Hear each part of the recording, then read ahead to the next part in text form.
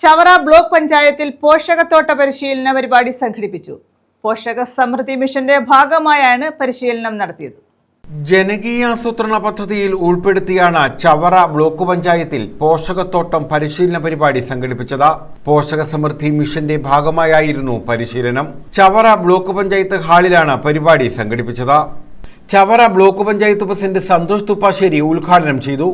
പല ഉൽപ്പന്നങ്ങളും നമുക്ക് ഒരു ഏജൻസിയെ വിളിച്ചു കൊടുക്കത്തക്ക നിലയിലേക്ക് നമ്മുടെ പ്രദേശത്ത് നമ്മൾ ഉൽപ്പാദിപ്പിക്കുന്നില്ല. അപ്പൊ ആ രീതിയിലേക്ക് ഒരു ഉൽപാദന സന്നദ്ധമായ ഒരു മനസ്സിലേക്ക് നമുക്ക് മാറേണ്ടതായിട്ടുണ്ട്.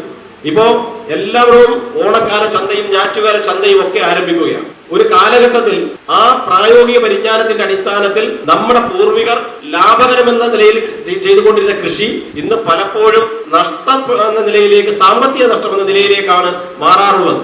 പക്ഷേ നാം കഴിക്കുന്ന ആഹാരത്തിലൂടുണ്ടാകുന്ന രോഗങ്ങൾ നമുക്ക് ഇതുവഴി ഉണ്ടാകുന്ന നഷ്ടത്തെക്കാൾ വലുതാണ് എന്നുള്ള തിരിച്ചറിവ് നമ്മുടെ പൊതുസമൂഹത്തിനുണ്ട് എന്നുള്ളത് കൊണ്ടാണ് ഇപ്പോഴും നമ്മുടെ പ്രദേശങ്ങളിൽ ഇത്തരം കൃഷികൾ നിലനിൽക്കുന്നത്. വൈസ് പ്രസിഡന്റ് സോഫിയ സലാം അധ്യക്ഷത വഹിച്ചു. പ്രസിഡന്റ് ഉണ്ണിത്താൻ സ്വാഗതം പറഞ്ഞു.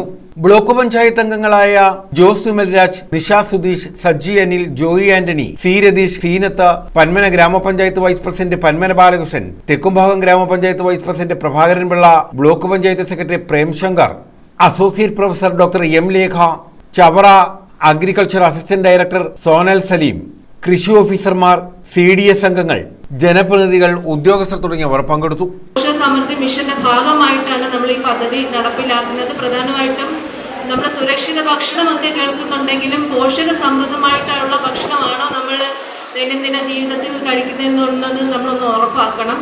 പലപ്പോഴും അല്ല, കുട്ടികൾക്കായാലും നമ്മുടെ വീട്ടുവളപ്പിൽ അല്ലെങ്കിൽ നമ്മുടെ പരമ്പരാഗത കൃഷി ചെയ്യുന്ന കർഷകർ ഉൽപ്പാദിപ്പിക്കുന്ന കാർഷിക വിളകൾ തന്നെ നമ്മൾ വീട്ടിൽ ലഭ്യമാക്കിക്കൊണ്ട് അല്ലെങ്കിൽ വിപണിയിൽ വാങ്ങിക്കൊണ്ട്, അല്ലെങ്കിൽ ഏറ്റവും നല്ലത് നമ്മുടെ വീട്ടുവളപ്പിലുള്ള സ്ഥലത്ത് നമ്മൾ കൃഷി ചെയ്തുകൊണ്ട് നമുക്കത് ചെയ്യാൻ സാധിക്കുകയാണെങ്കിൽ അത് തന്നെയാണ് ഏറ്റവും പ്രയോജനപ്പെടുന്നത്.